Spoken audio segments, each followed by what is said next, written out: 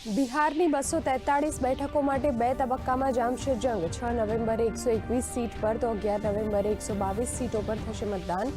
14 નવેમ્બરે મત પરિણામોની થશે ગણતરી।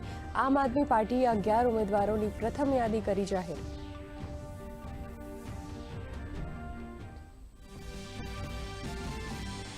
બિહાર ચૂંટણી કાર્યક્રમનું રાજકીય દળોએ કર્યું સ્વાગત। ભાજપ વરિષ્ઠ નેતા અમિત શાહે કહ્યું, બિહારના નાગરિકો વિકાસના રાજકારણને આપશે પ્રાથમિકતા, તો એનડીએ અને મહાગઠબંધને કર્યા પોતાની જીતના દાવા।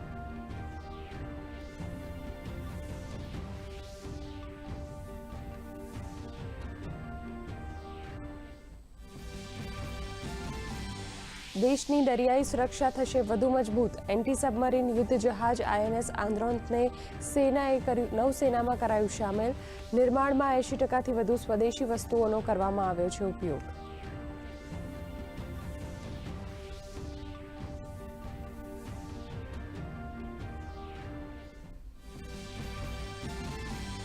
जयपुर अग्निकांड मामले राजस्थान सरकारनी त्वरित कार्यवाही। एसएमएस अधीक्षक डॉक्टर सुशील भाटी और ट्रॉमा सेंटरना अधीक्षक डॉक्टर अनुराग धाकड़ पद परथी कराया सस्पेन्ड।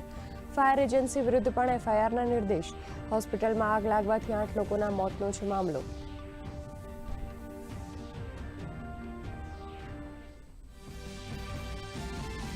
देशना अनेक विस्तारों मेघ प्रकोप। बिहारना कोशी नदी में जलस्तर वधता लोकोनुं मोटी संख्या में पलायन। दार्जिलिंग में भूस्खलनने कारणे राहत और बचाव कामगीरी चालू।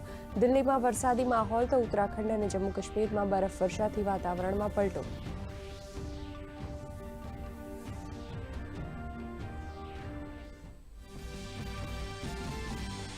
गुजरातना नागरिकों माटे राहतना समाचार। द्वारकाथी 940 किलोमीटर और नलियाथी 960 किलोमीटर दूर शक्ति वावाझोडुं नबळुं पड्युं। आगामी 3 दिवस दक्षिण गुजरात और सौराष्ट्र कच्छ में हळवाथी मध्यम वरसादनी शक्यता।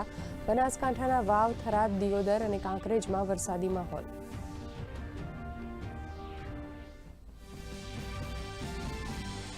भारतीय वायुसेना 93मा स्थापना दिवस निमित्ते गांधीनगर खाते आयोजित कार्यक्रम में मुख्यमंत्रीનું संबोधन। वायुसेना साहस, समर्पण और पराक्रम ने बिरदाव्યું। કહ્યું, आधुनिक टेक्नोलॉजी थी सज्ज सैन्य उपकरणों और हथियारों थी सज्ज भारतीय वायुसेना विश्वनी सौथी सशक्त सेनाओमांनी एक।